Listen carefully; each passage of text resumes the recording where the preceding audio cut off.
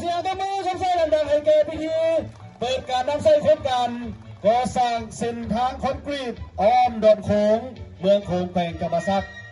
ขอเชิญมือกองถ่ายรูปนี้ไว้เป็นที่ระลึกและเป็นสิริมงคลของงานของพวกเรา